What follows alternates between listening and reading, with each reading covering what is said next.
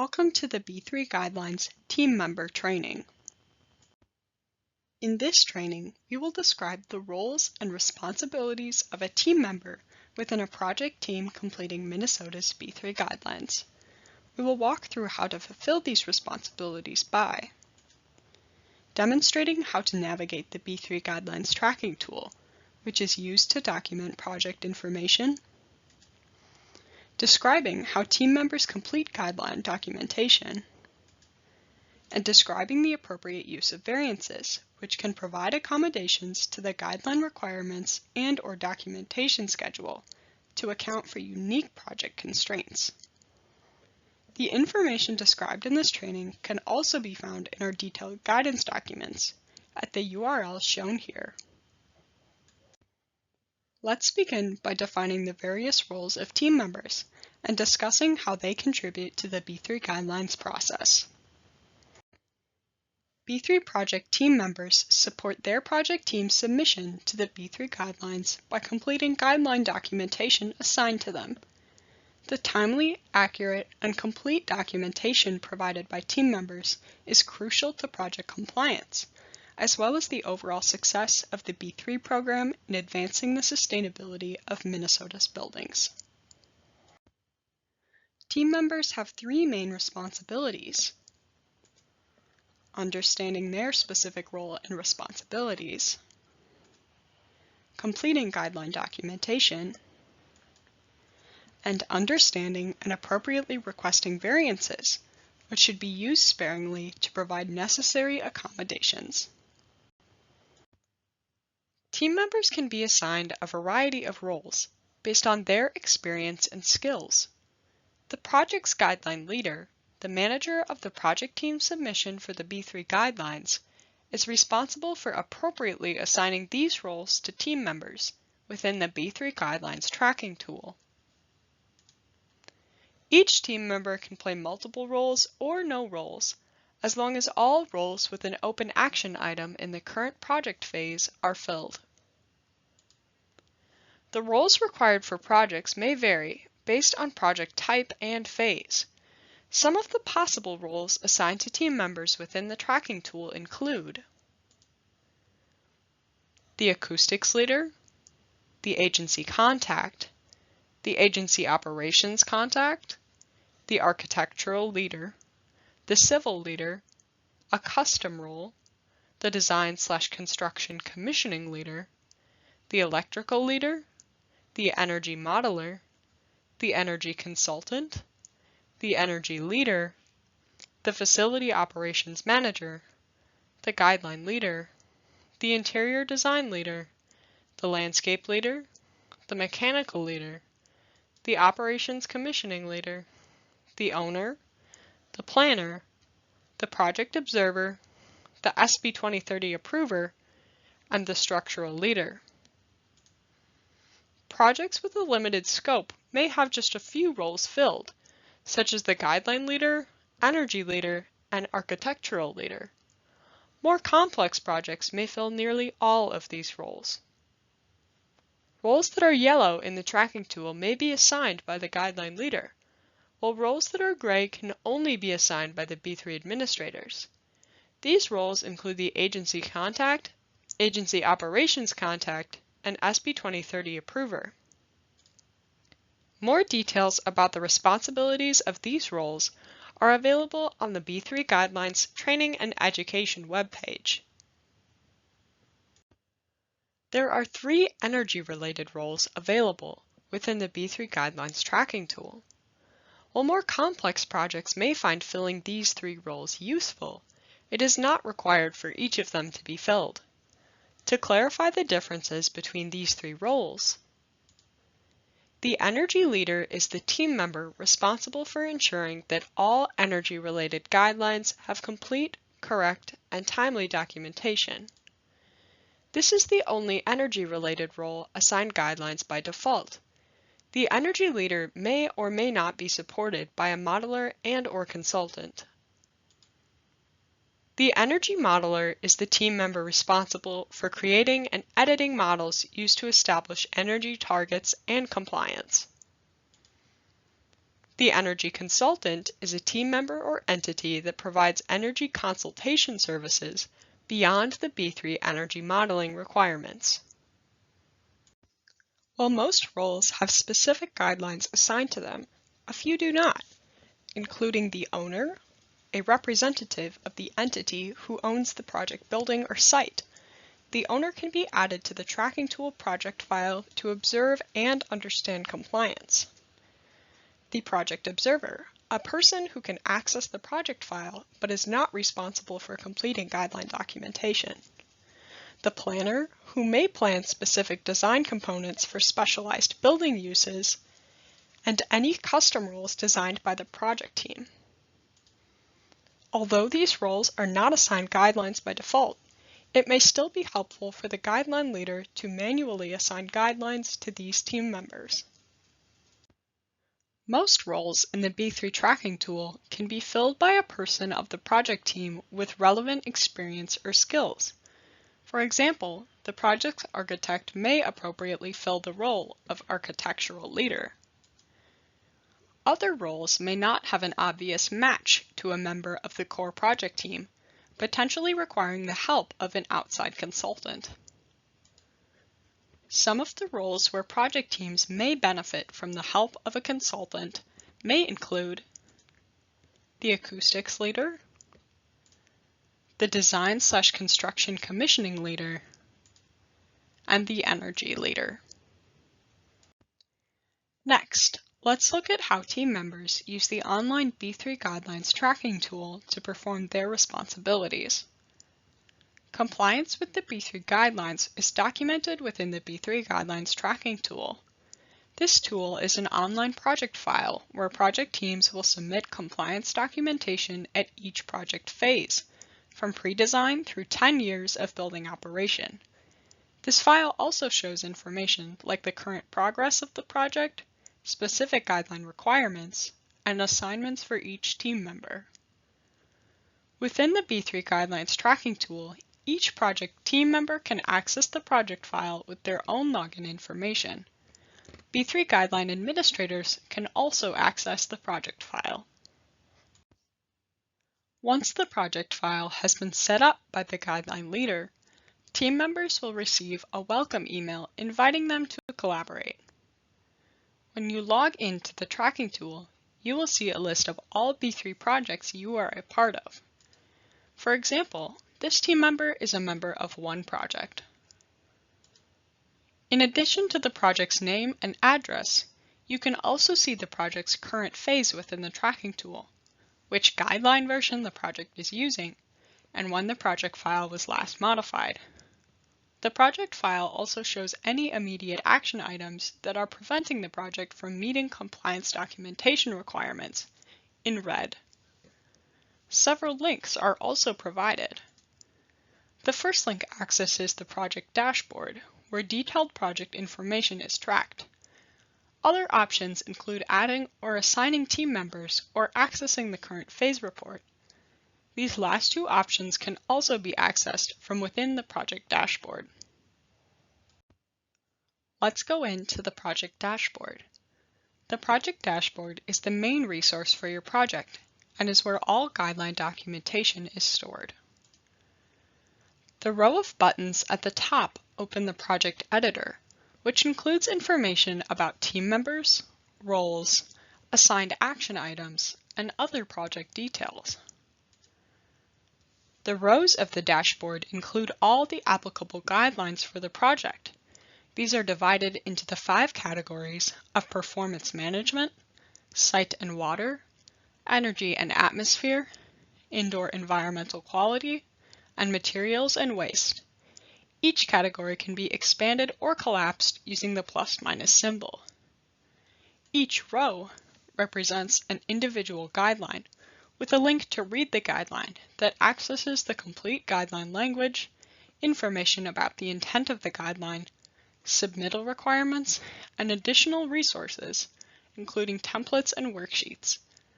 Each guideline can be expanded to show its component parts, the team member who is responsible for documentation, and whether that part is required or optional. Optional parts of guidelines can be listed as pursued or not pursued, based on design team inputs. You can use the drop-down on the left to expand the grid to show all action items or all guidelines. The columns of the grid show each phase: pre-design, design, final design, and closeout. Clicking on the phase summary report accesses a report showing all information submitted for that phase. Once team members understand how to navigate the B3 Guidelines tracking tool, it is their responsibility to review their assigned roles. This should be done as soon as possible to ensure complete understanding of how team members will contribute to their project team's B3 submission. To view role assignments, click on the Roles button near the top of the project dashboard. Clicking this button will open the Roles tab within the project editor. From here, team members can view which roles they are assigned to. As previously mentioned, role assignment should align with team member experience and skills. If team members have concerns or questions about their assignments, contact the project's guideline leader. Once team members understand their assigned roles, it is also their responsibility to review their assigned guidelines. Each phase in the B3 Guidelines tracking tool requires project team members to complete documentation for applicable guidelines. There are 4 phases in the tracking tool: pre-design, design, final design, and closeout. Team members should review their assigned guidelines for each phase beforehand. To view the guidelines assigned to you in the current phase, identify current action items within the project dashboard. Current action items are marked by a yellow triangle containing an exclamation point. Your name and responsible role will also be shown next to the guideline containing the action item. For example, this team member has one open action item under the Operations Process Guideline. To review the guideline, use the Read the Guideline link to access the complete guideline language. In addition to reviewing their assigned roles and associated guidelines, team members should also review the tracking tool inputs associated with guidelines they are responsible for. Completing a full review as soon as possible will prepare team members for their individual expectations. To review guideline inputs, team members should identify a guideline with an open action item. Click on the current action item to open the guideline dialog box, which displays all required inputs. Boxes that are colored yellow are required fields during the current project phase. Boxes that are colored blue are calculated fields. These boxes are not directly editable, but rather are calculated from other user inputs. These fields may use data that is entered in other guidelines, potentially by other team members. Gray boxes are fields that are not applicable during the current phase, but are required in a different one.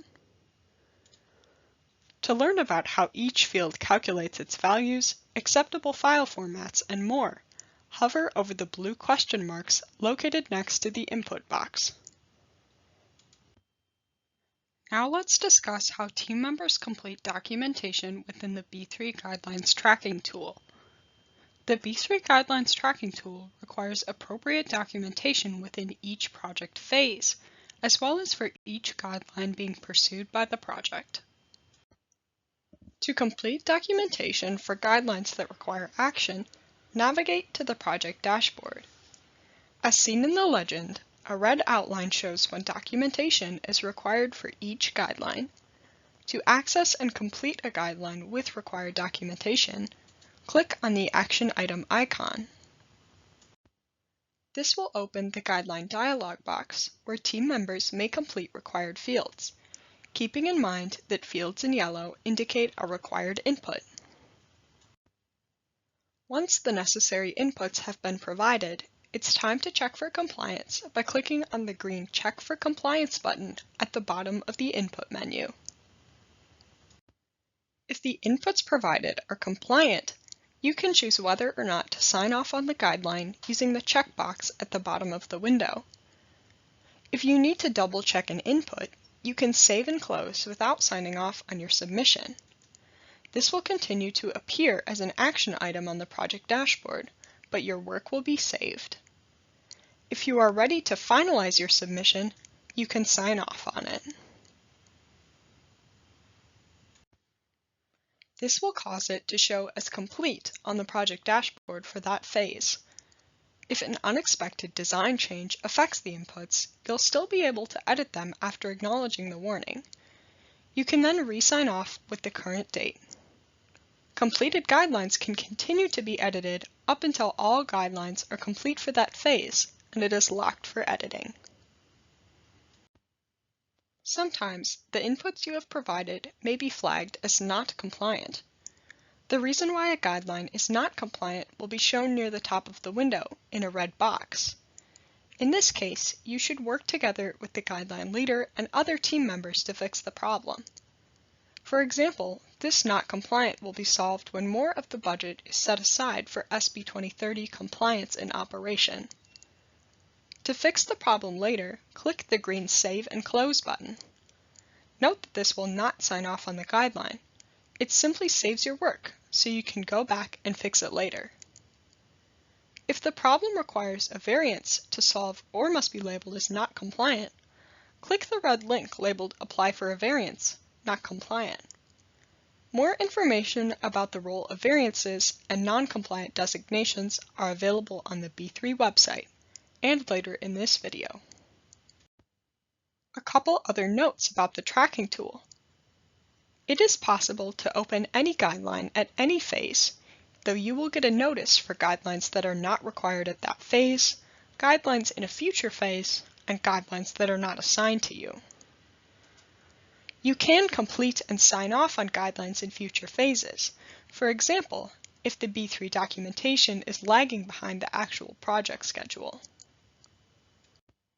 You can also complete and/or sign off on guidelines that are not assigned to you after acknowledging the warning message at the top of the page. Your name will be used for the signature. If responsibility for the guideline should be permanently assigned to you, this can be done through the project editor, the row of buttons at the top of the project dashboard. For our final topic, we will cover variances in greater detail. Variances play an important role in the B3 guidelines to address unique project constraints. The B3 guidelines differ from other rating systems in that it primarily consists of a set of required measures for all projects, rather than a menu of optional sustainability strategies. Due to the variability of B3 projects, some may require adaptations to the performance thresholds and/or documentation schedule. The B3 guidelines allows the use of variances to provide this accommodation under certain circumstances. Two types of variances are available for project teams to use. The first is a provisional variance. Provisional variances are designed for projects that are ready to move on to the next phase, but cannot currently complete all required guidelines. Provisional variances are temporary and only apply to the phase that they are requested in. If the issue preventing guideline completion persists for multiple phases, the provisional variance must be re-requested at each phase. However, provisional variances cannot be requested during the last phase a guideline is required. At that time, the guideline must be completed, or a full variance or non-compliant designation must be requested. The second type of variance is a full variance. Unlike provisional variances, a full variance is permanent. Full variances can be requested for programmatic reasons when guideline requirements interfere with the intended use or program of the building or site. Full variances can also be requested due to technological limitations, when available technologies or methodologies do not enable the project to meet B3 requirements. When requesting a full variance, the project team must pursue creative solutions to meet the intent of the guideline as much as possible. Full variances should not be requested for the following reasons. They will not be considered based on budgetary or project schedule constraints, nor will they be considered for requirements missed by the project team that cannot be addressed at later phases.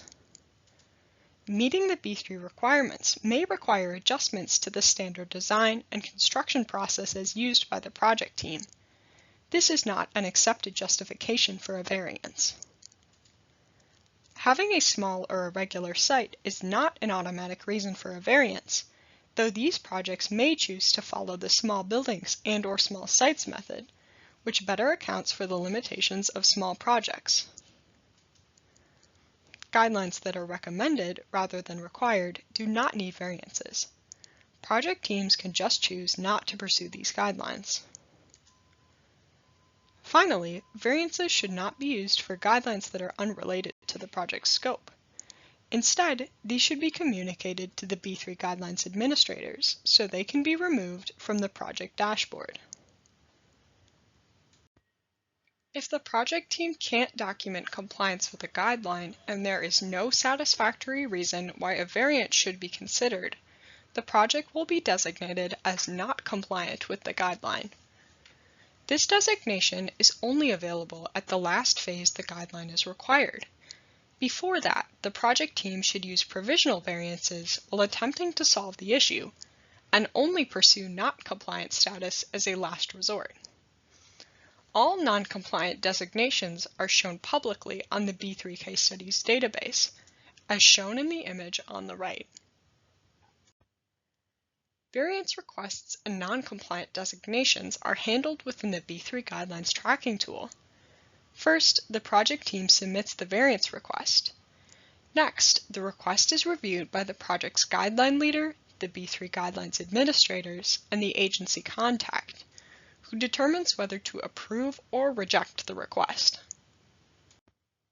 For provisional variances, the request must clearly identify the reason the variance is required and describe next steps for complying with the guideline in later phases.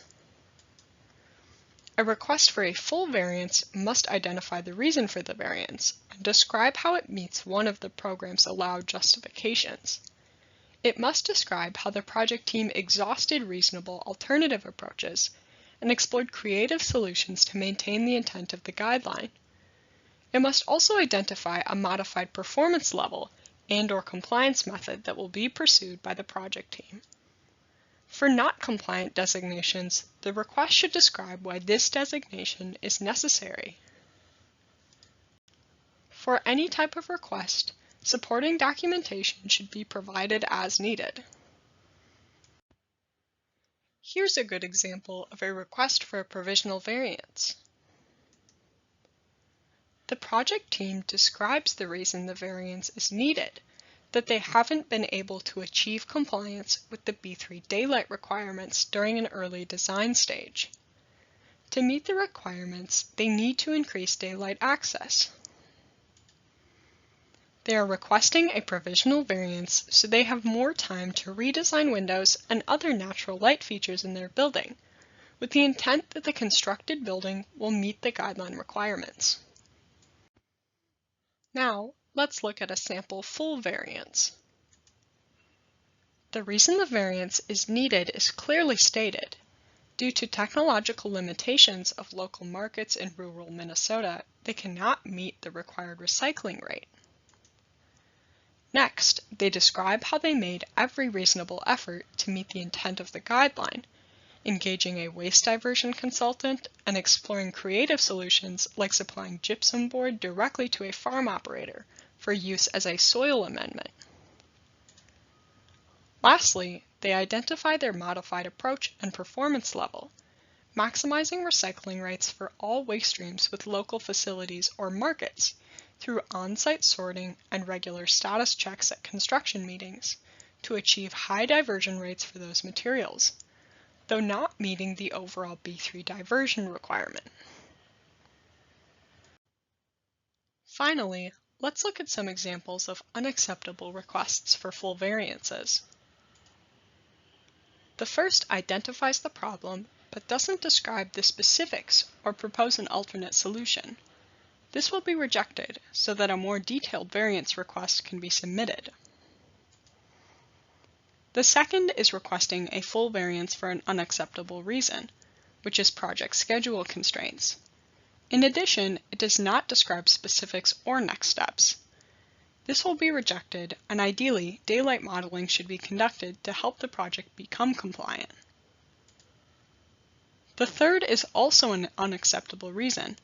In this case, a requirement missed by a project team that cannot be addressed later. This will be rejected and labeled non-compliant.